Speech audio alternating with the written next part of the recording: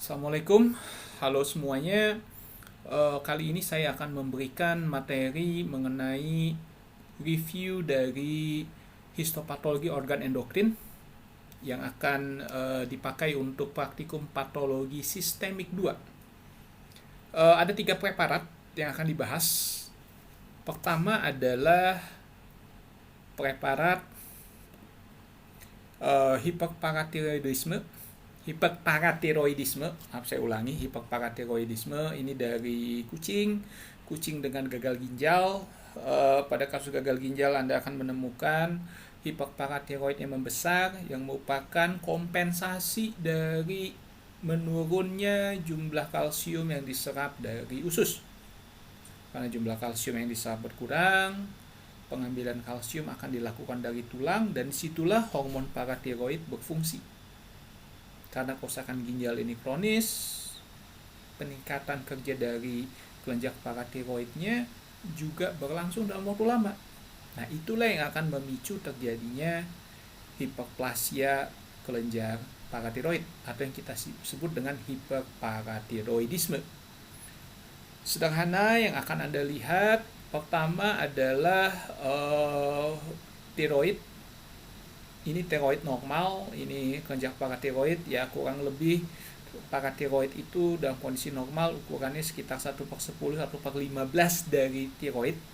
Tapi begitu membesar pada hiperparatiroidisme, ukuran dari paratiroidnya perbandingannya jadi makin tinggi. Sehingga kalau kita lihat di sini ukuran dari paratiroidnya dalam ilustrasi ini ya sudah mencapai 50% dari ukuran tiroidnya. Tapi nanti dari preparat yang akan Anda lihat, Anda akan melihat paratiroidnya lebih besar lagi. Nah, nanti Anda akan lihat bagian tiroid di kelenjar tiroid tersebut akan menempel kelenjar paratiroid yang sel-selnya tuh terlihat padat. Ada 2 jenis sel yang akan Anda kenali, sel yang disebut dengan sel Chief dan sel oksifil. Sel Chief ukurannya lebih kecil, tapi ukurannya lebih kecil, intinya lebih banyak kromatinnya, jadi bintik-bintiknya lebih banyak, dan sitoplasmanya lebih sedikit. Sedangkan kalau sel oksifil, sitoplasmanya besar, ya, tapi kromatin intinya lebih tipis. Jadi ya sitoplasmanya besar, jauh lebih besar dibandingkan sitoplasma sel Chief. Dan nanti Anda akan lihat sel Chief akan banyak kita dapatkan di sekitar pembuluh darah. Dan sel Chief ini sel yang paling dominan dibandingkan sel oksifil. Oke, singkatnya kita akan lihat saja langsung ke preparatnya. Ya. Oke, langsung saja ini preparat dari hiperparatiroidisme. Jadi di slide ini Anda akan temukan 2 potongan organ, yang ini dan yang ini. Yang kita lihat adalah bagian ini, jangan yang ini ya. Ini adalah sebetulnya bagian yang kita sebut hipofise, ya, kelenjar hipofise. Di sini ada adenohipofise, ini ada neurohipofise. Oke, sebelum kita masuk ke kelenjar paratiroid, kita lihat dulu saja ini histologinya. Nah, ini adalah adenohipofise, ini adalah neurohipofise. Ya, ini kebetulan adalah bagian yang normal. Ya, jadi bukan bagian ini yang kita lihat. Bagian yang kita lihat adalah potongan ini. Ini adalah kelenjar tiroidnya. Ini adalah kelenjar paratiroid. Saya katakan tadi, paratiroid yang normal itu cuma 1/10 atau sampai 1/15 dari ukuran tiroidnya. Jadi memang kecil sekali. Tetapi ketika ada hiperparatiroidisme, perbandingan ini jadi makin kecil karena paratiroidnya membesar. Ini Anda bisa lihat, ini kelenjar paratiroid. Ukurannya ya lebih dari 50% ukuran tiroidnya. Ya. Nah, kita lihat seperti inilah kelenjar tiroid yang normal pada kucing. Isinya ada koloid di sini. Isinya koloid. Kita lihat ini semua tiroid yang normal, ya. Silindri epitel kubus sebaris. Dan kemudian di sini Anda bisa lihat kelenjar paratiroidnya. Kita langsung saja nih. Di sini Anda akan lihat ada pembuluh darah. Ya, pembuluh darah. Kita besarkan saja langsung. Ini pembuluh darah. Nah, ini pembuluh darah yang lebih besar, arteriol. Oke. Nah, kalau Anda lihat sel-sel di sekitarnya, kalau Anda lihat sel-sel di sekitar ini, saya buka saja loopnya di sini. Ini sel-sel di sekitar pembuluh darah. Di sini Anda bisa lihat banyak sel-sel ya yang sitoplasmanya lebih kecil. Nah, ini semua adalah sel-sel oksifil. Sel-sel chief semua di sekitar pembuluh darah. Tapi kalau Anda amati, misalnya di sini, ya, Anda akan lihat sel seperti ini, ya, yang sitoplasmanya besar. Ini adalah sel oksifil. Oke, jadi ya yang paling dominan, terutama di sekitar pembuluh darah, adalah sel-sel chief-nya yang paling banyak. Sel chief ini yang menghasilkan hormon paratiroid. Oke, sel oksifil fungsinya mirip, tapi dia lebih banyak mengatur keseimbangan kalsium. Kita tidak tahu persis fungsinya apa untuk sel oksifil, tapi sel chief adalah yang menghasilkan hormon paratiroid, yang kita sebut dengan paratormon. Nah, di sini yang Anda lihat, ini dominan semua adalah sel-sel chief, sedangkan yang sitoplasmanya besar seperti ini atau seperti ini adalah sel oksifil. Dan kalau Anda perhatikan, sel-sel chief-nya berdekatan satu sama lain, menumpuk. Nah, inilah yang menandakan adanya seperti inilah yang menandakan adanya hiperplasia. Oke. Silakan ada gambar. Mudah untuk dilihat, dan untuk asisten Anda bisa amati penumpukan dari sel-sel chief, terutama di sekitar pembuluh darah. Oke. Mungkin itu dari saya untuk hiperparatiroidisme. Saya akan lanjutkan dengan slide berikutnya. Oke. Baik, preparat berikutnya adalah goiter. Goiter ini nama lain dari gondok, yang ditandai dengan membesarnya kelenjar tiroid. Spesimen kita dapat dari kelenjar tiroid dari kuda. Tiroidnya membesar. Yang akan Anda temukan banyak kelenjar tiroid yang isinya adalah cairan koloid. Cairan koloid ini yang mengandung hormon. Dan kemudian beberapa dari kelenjar yang berisi cairan koloid itu ada yang dilatasi. Ya, lumennya besar, tapi epitelnya bakal pipih, yang normalnya tadi kubus menjadi lebih pipih. Dan beberapa dari kelenjar tiroid ini ada yang lumennya menyempit, dan sel-sel epitelnya itu yang normalnya hanya satu baris menjadi banyak baris. Ya, ini yang menandakan adanya hiperplasia. Beberapa dari sel-selnya juga yang tadinya kubus bisa membesar juga, seolah-olah bentuknya seperti silindris. Oke, sederhana sebetulnya preparatnya. Kita langsung saja amati slide-nya. Oke, ini adalah slide dari kelenjar tiroid karena goiter.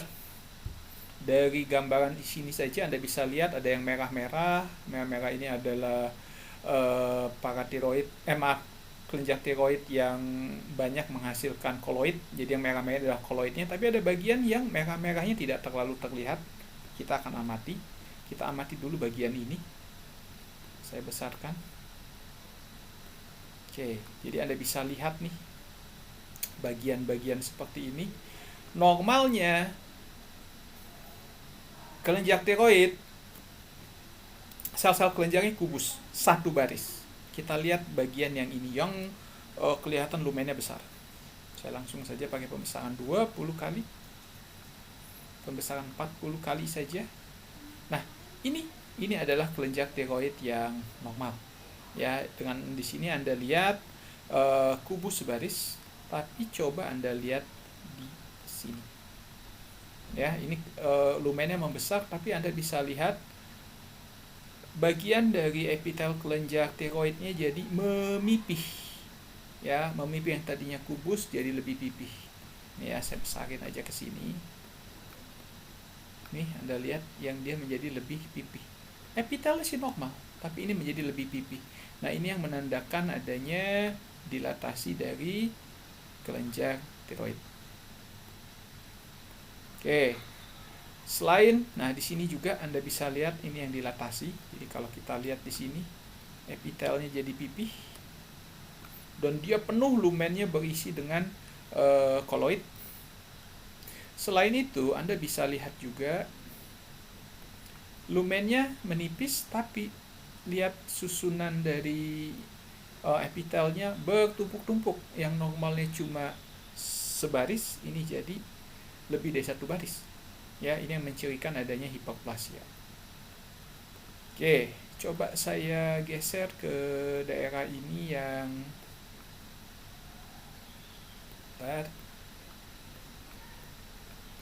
nih, daerah ini yang koloidnya tidak begitu banyak. Maaf. Ini daerah-daerah ini yang koloidnya tidak begitu banyak. Saya coba lihat.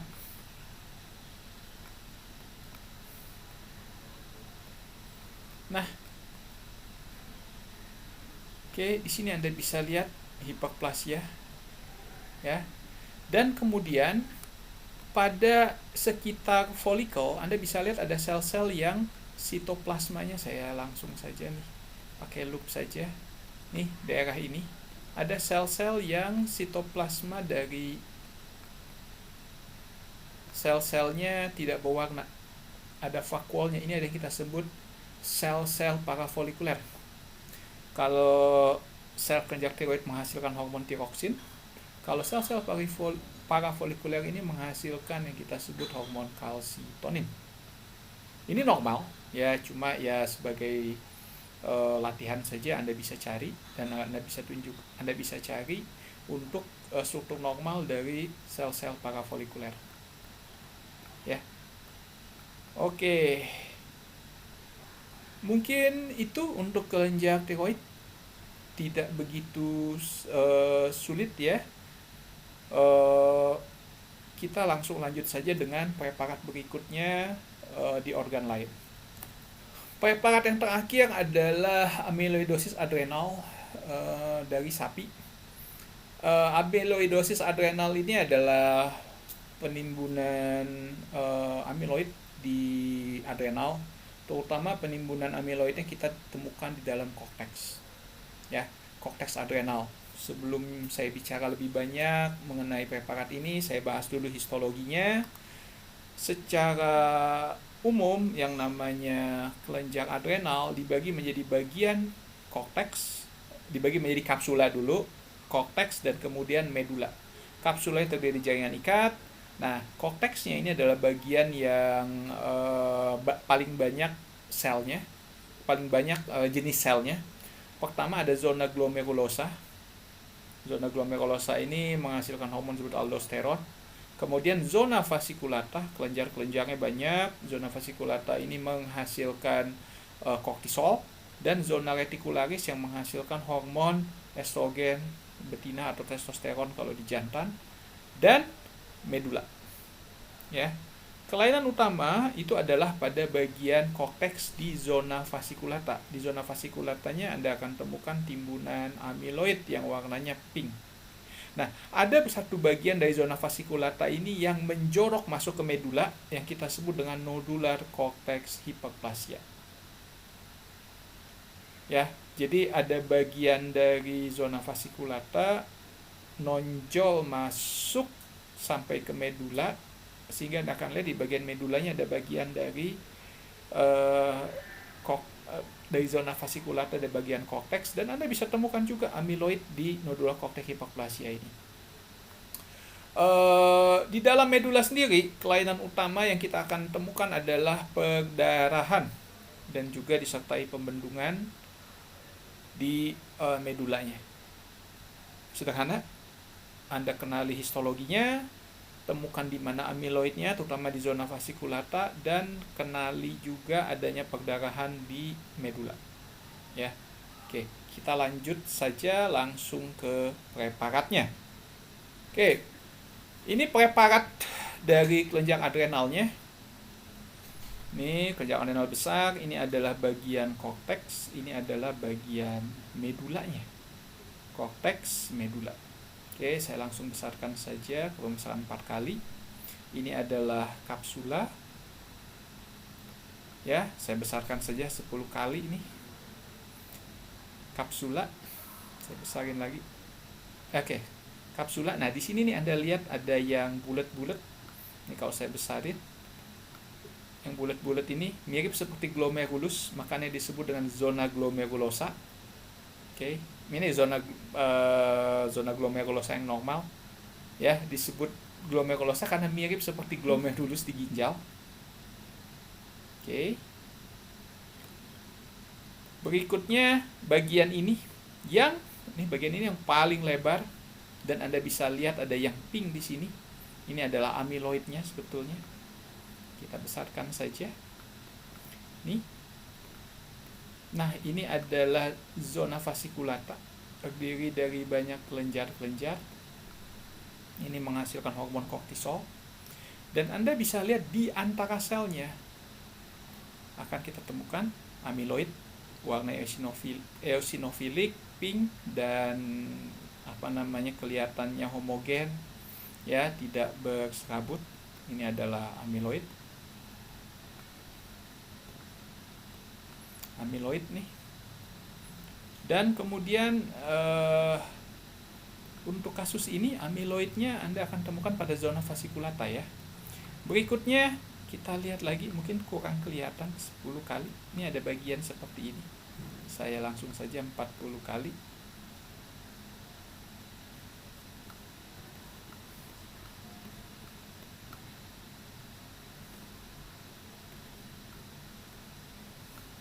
Ada bagian yang lebih gelap kan di sini. Saya besarin aja. Nah, ini adalah bagian dari zona reticularis normal saja. Ya, bagian dari zona reticularis normal. Nah, di sini Anda akan lihat ada merah-merah. Ini adalah perdarahan di medula adrenal, ini medulanya. Nah, Anda temukan perdarahan dan juga kongesti. Ya, di dalam ini perdarahan banyaknya, dan di dalam pembuluh darahnya Anda bisa lihat berisi penuh darah. Ya, ini kemungkinan menandakan adanya kongesti. Dan ini di bagian medula Anda akan lihat bagian seperti ini. Jadi kalau kita besarkan, bagian ini adalah zona fasciculata yang menjorok masuk ke medula yang kita sebut nodular cortex hyperplasia, dan Anda juga temukan amiloid di sini. Oke. Saya rasa itu saja yang bisa ditampilkan. Oh ya, satu lagi tambahan, kasus ini kita dapat dari sapi yang terkena yang disebut dengan celiac Higashi syndrome. Biasanya celiac Higashi syndrome disertai juga dengan disfungsi dari limfosit yang mengakibatkan kemungkinan munculnya amiloid di organ-organ ini. Oke, saya rasa itu untuk materinya sederhana. Mudah-mudahan bisa diselesaikan cepat waktu, dan untuk asisten Anda bisa mengajarkan kepada mahasiswa mengenai hal-hal yang harus dicari. Tapi saya rasa untuk praktikum kali ini bisa diselesaikan lebih cepat. Oke, mungkin itu. Kalau Anda ada pertanyaan bisa ditanyakan kepada saya kapan saja, ya, baik di kantor langsung atau dikirimkan melalui pesan ke WhatsApp saya. Terima kasih atas perhatiannya. Saya tutup. Wassalamualaikum warahmatullahi wabarakatuh.